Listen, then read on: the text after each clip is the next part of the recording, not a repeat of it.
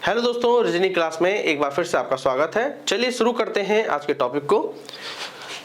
Question number 1 देखिए, 7 का संबंध है 343 से, तो 5 का संबंध किससे होगा?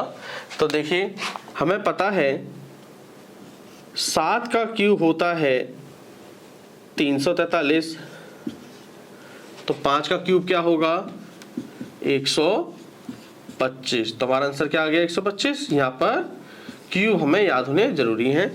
क्वेश्चन नंबर 2 देखिए, कुत्ता का संबंध है रेबीज से, यानी कि कुत्ते काटने से क्या होता है? रेबीज।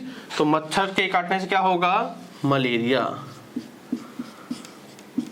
तो ये दो बेसिक से क्वेश्चन थे। क्वेश्चन नंबर 3 को देखिए एक श्रृंखला दी है हमें, अक्षरों की श्रृंखला दी है। तो आप क्या करिए, सबसे पहले इनकी नंबरिंग कर लीजिए। डी आता है 4 नंबर पर, एफ आता है 6 नंबर पर, जी आता है 7 पर, और जे आता है 10 पर, जे आता है 10 पर, और एन आता है 14 पर। इसके बाद आप क्या करिए, पहले अक्षर को पकड़ के चलिए। ठीक है, 4 के बाद क्या आया है? देखिए 7, यानी कि इसमें कितना जुड़ गया? 3। 7 के बाद देखिए अगला अक्षर क्या है यहाँ पर? 10, तो यानी कि फिर 3 जुड़ गया। तो 10 के बाद अगला अक्षर क्या आएगा? 13। फिर इसमें 3 जोड़ देंगे तो क्या आएगा? 13। क्लियर हो गया। अब दूसरे वाले अक्षर को पकड़िए। दूसरा वाला देखिए क्या संख्या दी है? 6। 6 के बाद देखिए क्या हो गया? 10, यानी कि प्लस इसमें 4 हो गया। 10 के बाद हो गया ये 14, यानी कि फिर से प्लस के 4 कर दिया। अब 14 में फिर प्लस के 4 करेंगे तो ये हो जाएगा 18। 13 नंबर पे क्या आता है? 13 नंबर पे आता है M, और 18 नंबर पे आता है R। तो हमारा आंसर क्या हो गया? आंसर हो गया हमारा MR। अगला क्वेश्चन देखिए, 1.5, फिर 3, फिर 4.5, फिर 6। देखिए बढ़ती हुई श्रृंखला जा रही है, तो आप अंतर को चेक करिए। देखिए 1.5 और 3 में कितने का अंतर? 1.5 का, यानी कि 1.5 का अंतर। 3 और 4.5 में फिर 1.5 का अंतर। 4.5 और 6 में भी 1.5 का अंतर। तो देखिए हर बार क्या है, श्रृंखला में 1.5 का अंतर जा रहा है। 6 और 7.5 में भी 1.5 का अंतर, और 7.5 और 9 में भी 1.5 का अंतर। तो आगे भी 1.5 का अंतर होगा। और देखिए बढ़ते हुए क्रम में जा रही है, तो इस बार जोड़ना है। ठीक है, तो 9 में 1.5 जोड़ देंगे तो कितना हो जाएगा? ये हो जाएगा 10.5। हमारा आंसर आ गया। क्वेश्चन नंबर 5 कह रहा है विषम को चुने। देखिए हमें एक श्रृंखला दी है 3, 13, 17, 23, 33, 67। हमें बताना है इसमें कौन सा विषम है। तो देखिए ध्यान से देखेंगे आप, तो देखिए 3 कैसी संख्या है? अभाज्य संख्या है। 13 भी अभाज्य है, 17 भी अभाज्य है, 33 भी अभाज्य है। लेकिन जो 33 है वो एक भाज्य संख्या है, और 67 कैसी है? अभाज्य। तो हमारा ऑप्शन कौन सा सही होगा? डी ऑप्शन बिल्कुल सही होगा। क्वेश्चन नंबर 6, असंगत को पहचानो। हमें संख्या दी है, हमें पहचानना है असंगत यानी कि अलग कौन सा है। तो देखिए हमें पता है 8 होता है 2 का क्यूब, 27 होता है 3 का क्यूब, 64 होता है 4 का क्यूब। ठीक है, 100 होता है 10 का स्क्वायर, 125 होता है 5 का क्यूब, 216 होता है 6 का क्यूब, और 343 होता है 7 का क्यूब। आप ध्यान से देखेंगे तो सभी क्या है? किसी ना किसी संख्या का क्यूब है। लेकिन यहाँ पर देखिए 100 क्या है? 10 का स्क्वायर हो रहा है। तो यही कैसी संख्या है? असंगत है। तो ऑप्शन आपका ए बिल्कुल क्वेश्चन नंबर 7 देखिए, यदि स्कीम को TDI FNF के रूप में कोटित किया जाता है तो वंडर का कोड हमें बताना है।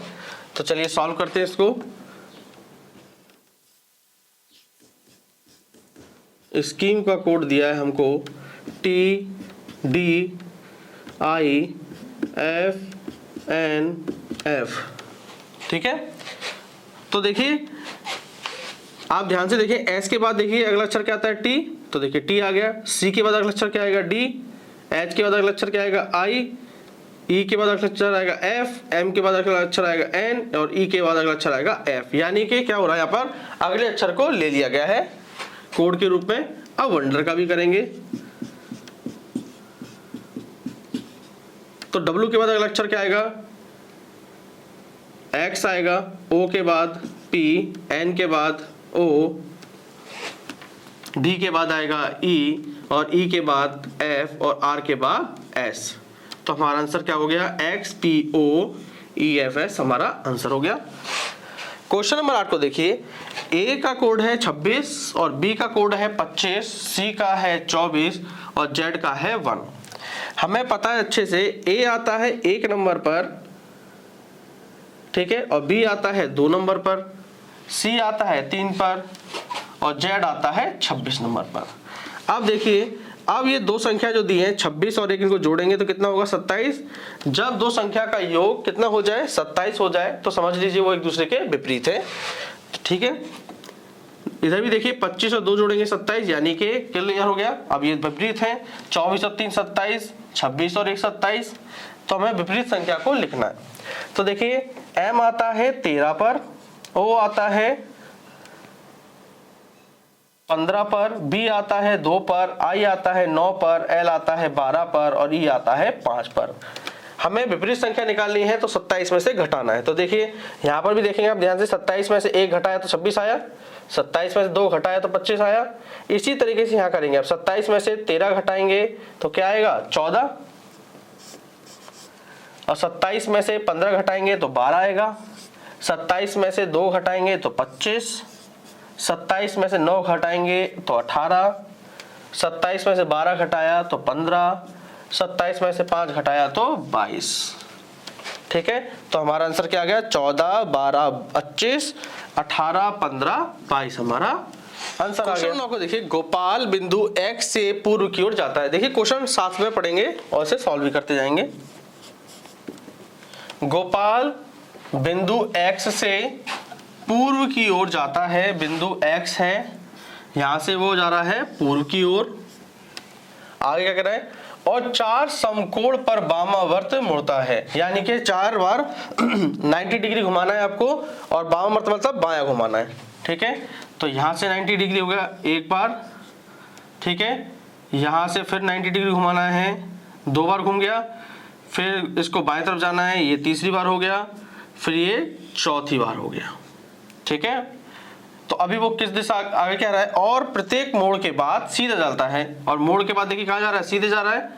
अब उसका मुख किस दिशा की ओर है, अब उसका मुख देखिए किस दिशा की ओर है, पूर्व दिशा की ओर है। उसको पढ़ते हैं। एक आदमी ने पश्चिम दिशा की ओर चलना शुरू किया, एक आदमी ने पश्चिम दिशा की ओर चलना शुरू किया, ठीक है।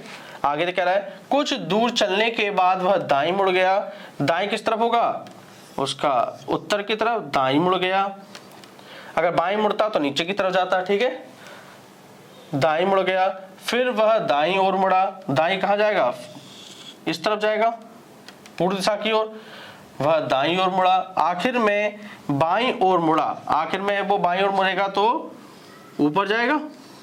अब कह रहा है बताओ वह किस दिशा की ओर जा रहा है, तो ऊपर कौन सी दिशा होती है, उत्तर, तो वह उत्तर दिशा की ओर जा रहा है।